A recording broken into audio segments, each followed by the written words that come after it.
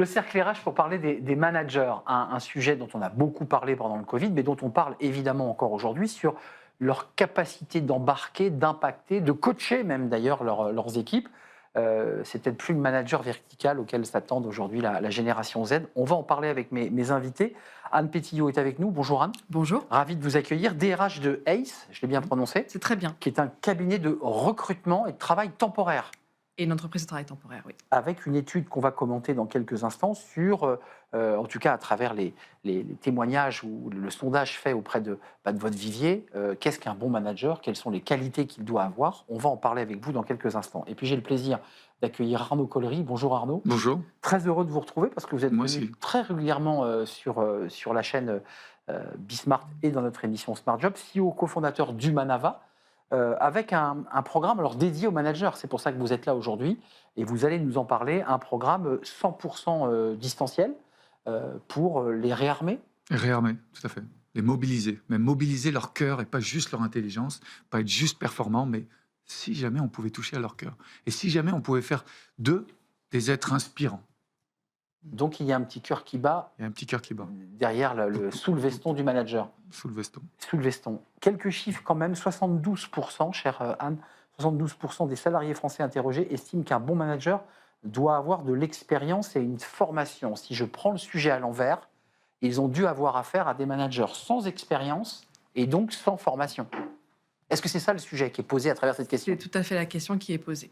C'est-à-dire qu'on devient manager, oui, probablement, mais pas seulement. Il faut qu'il y ait un accompagnement de l'entreprise qui donne les outils aux managers pour se développer et développer ses collaborateurs.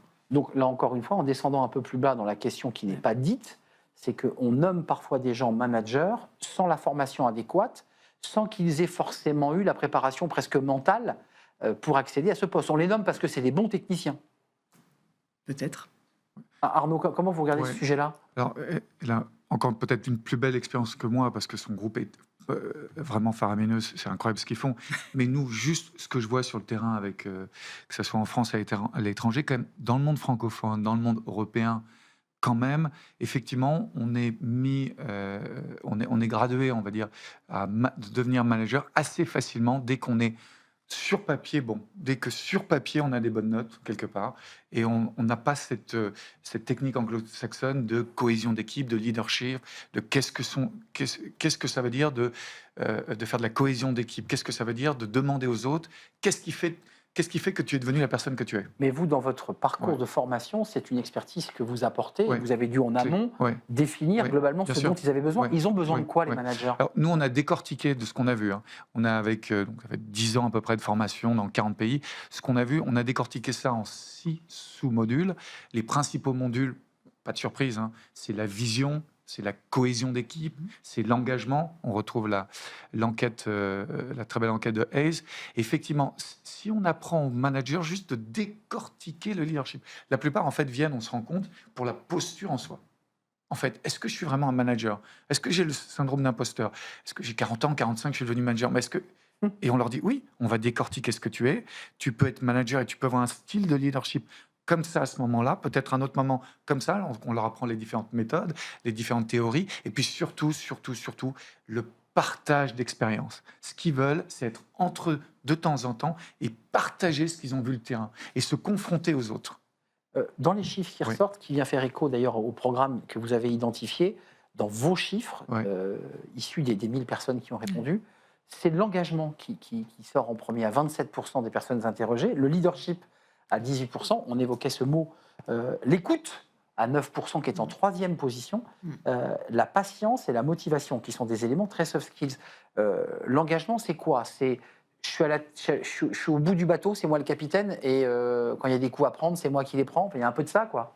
Je pense que ce que vous disiez est vrai, c'est que l'important, c'est quelque part d'être inspirant. Et pour être inspirant, il faut montrer l'exemple. Nous, c'est beaucoup ce qu'on dit, c'est l'idée par l'exemple. Et ça, c'est vrai que si vous vous montrez par exemple en tant que manager, personne ne vous suit. Parce que quelque part, c'est ça un leader. C'est le sens même du mot leader. C'est quelqu'un qui donne envie de suivre. C'est totalement fondamental. Je rajoute quand même un élément, puisque là, on a mis des éléments positifs de soft skills, la capacité d'écoute, de patience, c'est important, le droit à l'erreur, laisser l'autre faire l'erreur, mais quand même, dans votre étude, ce qui ressort, c'est à 33%, ce qu'on reproche aux managers, c'est l'autoritarisme à 33%. Et attention, la malhonnêteté à 30%. Alors, est-ce qu'on parle de malhonnêteté au sens général ou de la malhonnêteté intellectuelle? J'ai envie de le lire sous la malhonnêteté intellectuelle. Je pense que c'est comme ça qu'ils le voient. Ça, c'est un sujet quand même. C'est vertical. Enfin, socioculturellement, c'est passionnant. Ce qu'on voyait sur le terrain, c'est qu'en fait, il y a un besoin de créer du lien sans les masques habituels professionnels. Il y a un terme que j'ai découvert récemment, d'ailleurs, il y a 2-3 semaines, anglo-saxon, mattering, entre guillemets. Donc, il vient de matter, c'est-à-dire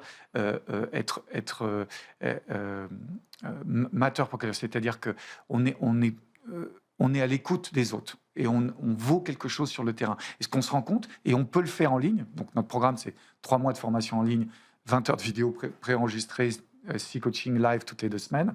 Et ce qu'on voit, c'est que les gens, ils ont juste envie de parler à cœur ouvert et juste de matter, juste d'être quelqu'un, d'être entendu. Les gens ne sont pas assez entendus, qu'ils soient managers ou employés d'ailleurs. Autoritarisme, parce que ACE, c'est un groupe international. Bien sûr. Ce qui est intéressant, c'est de voir aussi et peut-être que vous allez pousser le curseur en essayant de voir les différences entre l'Allemagne, les pays anglo-saxons. L'autoritarisme, ça, c'est quelque chose d'assez typique du manager français qui ressort. C'est-à-dire, je suis manager, je décide, vous exécutez. Et j'ai le sentiment aujourd'hui que ça bloque ça. C'est, je pense, pas quelque chose que recherchent les jeunes générations. Clairement pas. Ils ont envie de sens, ils ont envie d'un modèle, ils ont envie de savoir ce qu'ils font, pourquoi ils le font. Et c'est vrai que recevoir des ordres top-down, ça fonctionne pas. Et c'est pour ça qu'il faut que le manager soit inspirant, il faut qu'il soit explicatif, il faut qu'il soit très pédagogue, en fait, derrière tout ça. C'est un manager prof, c'est un manager coach, c'est un manager papa. Un manager coach. Donc, c'est pour ça que dans nos formations en interne, alors c'est pas le niveau des jeunes managers, mais c'est le niveau 2 des managers intermédiaires, chez nous. On a un niveau 3 où les collaborateurs sont formés au coaching, au feedback, à l'écoute active. Il faut que le manager soit un coach de vie pratique. Connecté. En fait, il y a vraiment une idée de connexion. Exactement. C'est ça, c'est je suis à ton écoute et je t'écoute vraiment. Je m'intéresse à toi. Voilà, je m'intéresse vraiment à ton sujet. C'est ça. Et au-delà même des sujets techniques, je m'intéresse aussi à toi. Complètement. Ça, c'est un sujet que vous devez adresser aussi dans vos accompagnements. Le premier module de notre école de leadership, encore une fois, c'est 6 modules. Le premier module, c'est le self-leadership. Désolé, c'est un terme anglo-saxon, mais ça veut dire ce que ça veut dire. Déjà, devenir leader de soi. On dit que 20%, que ce soit des managers employés ou top leaders, se connaissent, font un travail sur soi. Qui je suis, dans quelles circonstances. 20% seulement. Comment veux-tu collaborer avec d'autres personnes et de temps en temps les manager, leur dire où on va, être clair? J'ai vu aussi ce rapport sur la clarté, bien sûr. Oui. Si déjà nous-mêmes, on ne sait pas ce qu'on est, ça va être très très dur d'emmener les gens avec toi. Et effectivement, on est dans une époque, vous parlez des plus jeunes, ils veulent absolument ce que faisait Emmanuel Faber, le CEO de Danone, tout d'un coup, lever son masque et dire voilà, je suis vulnérable. Ça ne veut pas dire qu'on va le faire tout le temps, dans tous les cas. De temps en temps, il faut être affirmatif. On va vers les KPI, il faut être performant. On a travaillé avec une équipe de Decathlon cette année, c'était ça. De temps en temps, c'est dans le dur, et puis de temps en temps, c'est ces bulles d'oxygène où on laisse la parole libre. Puis après, on la referme. On est reparti, KPI, performance, etc. C'est juste l'équilibre entre le KPI, le business et l'humain. On a besoin de ça. Enfin, j'imagine que je m'adresse à vous en tant que DRH. J'imagine que vos collaborateurs aussi, ils ont besoin de cette espèce de jeu de va-et-vient entre l'humain, la souplesse et en même temps le cadre. Ils ont besoin d'un cadre. Et moi, ce que j'ai appris au tout début, quand j'ai un passé de légaliste, d'avocat, et après j'ai repris mes études de RH, le premier truc qu'on m'a dit, c'est on quitte pas une entreprise, on quitte un manager. Clair. Et j'ai fait des études sur le turnover, j'avais fait un mémoire à l'époque sur le turnover, et le turnover, c'est à 50% le manager. Évidemment. Et ça va jusqu'à 57%, je disais même hier soir, jusqu'à 73% des interrogés dans d'autres études à cause du manager. Donc, en fait, il occupe une place, mais complètement fondamentale au cœur de la machine. Déterminante. Parce que la ressource humaine, c'est la ressource de l'entreprise. Si on la perd, on perd tout. Mais juste une question que j'ai dû poser à peu près une centaine de fois sur ce plateau, en tout cas dans cette émission. À force d'expliquer que ces managers ne sont pas tout à fait en ligne avec les attentes aujourd'hui des collaborateurs, est-ce qu'on a encore besoin de ces managers? Est-ce qu'il ne faut pas réinventer le mot, inventer une autre terminologie? Parce que manager, c'est tellement fourre-tout, tellement vulgarisé, tarte à la crème. Même moi, en tant que formateur, on est plutôt des entraîneurs.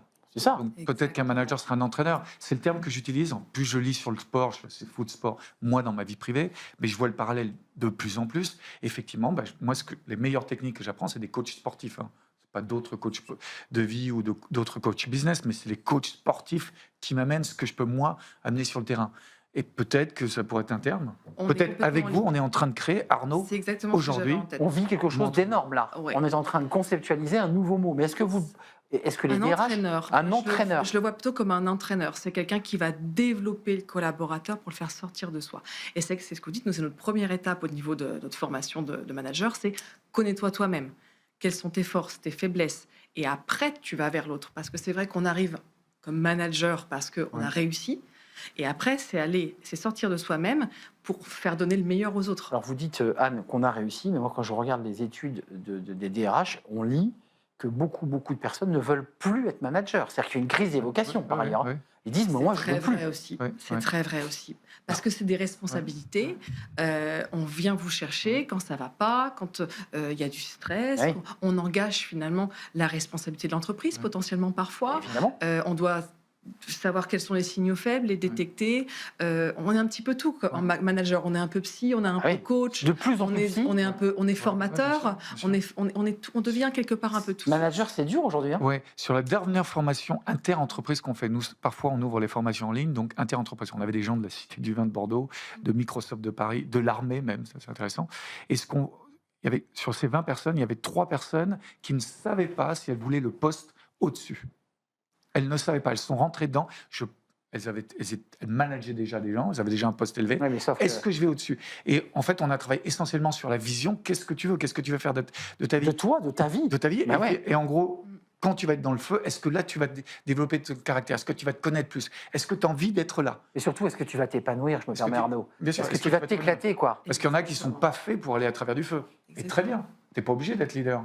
Tu n'es pas obligé d'être manager. La crise des vocations, vous la ressentez? Alors, il y a ceux qui expliquent effectivement qu'il y a un manque de clarté, puisqu'on évoquait l'autoritarisme, mais derrière, il y a quand même la négativité, le manque de clarté, qui est un sujet qui est soulevé par les interrogés. Ça leur demande beaucoup de clarté, une bonne connaissance produit, beaucoup de psychologie. Enfin, ça demande quand même, quand on aligne toutes les qualités, il en faut beaucoup quand même. Hein. Et de l'énergie Bah oui, au quotidien. il ne faut pas lâcher. En fait, c'est le collectif qui prime. Vous arrivez dans l'entreprise, effectivement, vous êtes chef d'équipe, vous êtes responsable d'une équipe. Entraîneur en chef. Entraîneur en Et chef. puis, comment se ressourcer avec l'énergie? C'est pour ça que, je ne sais pas si vous avez vu, c'est passionnant ce qui se passe dans la longévité, dans les tech startups. Là, il y a une nouvelle boîte qui s'appelle Zoe, qui a levé je ne sais combien, 20 millions pour trouver un espèce de laboratoire de longévité. Ils font des deals avec les corporates. Et de plus en plus, maintenant, les top managers, ils veulent avoir un coach en longévité, un coach qui va travailler sur le côté physique, avec des biomarqueurs un peu partout, pour savoir si je peux rester en capacité mentale et physique. Comme des sportifs de haut niveau. Comme des sportifs de haut niveau, on y arrive. C'est passionnant. Ouais, c'est à la fois passionnant et un peu effrayant, Je comprends. si je peux me permettre, parce que tout d'un coup, on pousse cet homme Mais on à des n'est pas obligé. performances. On peut aller au Tibet ou au fin fond de Bali. Qu'est-ce que vous en tirez, vous qui dirigez, enfin qui êtes DRH de cette entreprise de recrutement et de travail temporaire?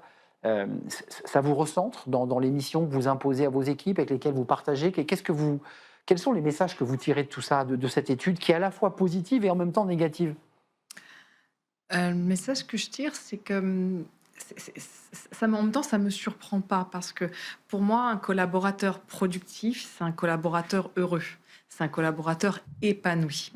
Et du coup, il ne peut être épanoui qu'heureux que si, effectivement, il est poussé vers l'avant.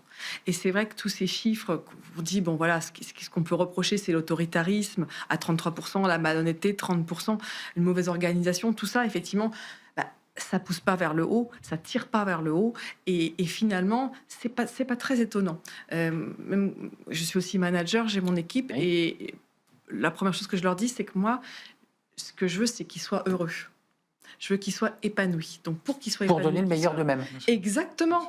Parce que finalement, et quelque part, c'est aussi un peu intéressé. S'ils ne donnent pas le meilleur d'eux-mêmes, ça fonctionnera pas. Et on ne donne le meilleur de soi-même que si on aime ce qu'on fait. Et c'est pour ça que pour moi, la clé, c'est le management participatif. Après, on a chacun son style de management. Et d'ailleurs... On se met autour de la table, on parle, et quelqu'un tranche à un moment donné. Arnaud, un dernier mot. J'étais une conférence passionnante l'autre jour avec un certain Isaac Getz. Vous connaissez, il est très connu. Et il a dit quelque chose, il a dit quelque chose de passionnant, et j'y crois. Le bonheur au travail, pour lui, en tout cas, ça se résumait ainsi: pouvoir compter sur soi, que les autres sachent qu'on puisse compter sur lui et compter sur les autres. Moi, je vais juste rajouter une dernière chose qu'on essaie de faire à Manava. Humanava, c'est en fait un leadership dojo. Je sais qu'un de vos collaborateurs est fan de judo, je venais de l'entendre. Nicolas Juchat. On va Nicolas, le citer. Nicolas, nous, ce qu'on a créé à Humanava, c'est un leadership dojo, c'est-à-dire qu'on les accompagne pendant 3 mois avec cette école de leadership, et puis après, on fait des choses parallèles. On a monté un podcast, Stand Up for Passion, sur Spotify. On monte un événement décalé. À 18h la semaine prochaine, le 20 septembre, au République, sur le leadership d'une façon décollée avec un certain Boris Sirbet. Vous connaissez peut-être. Absolument, du ce sera le Label H. dernier mot, Arnaud. Oui. Et oui, parce qu'à un moment donné, on est décalé, mais le temps, Le évidemment, est imparti. On comme y le revient dit. toujours. On en revient toujours On à y cette revient notion toujours. du temps. Le temps file.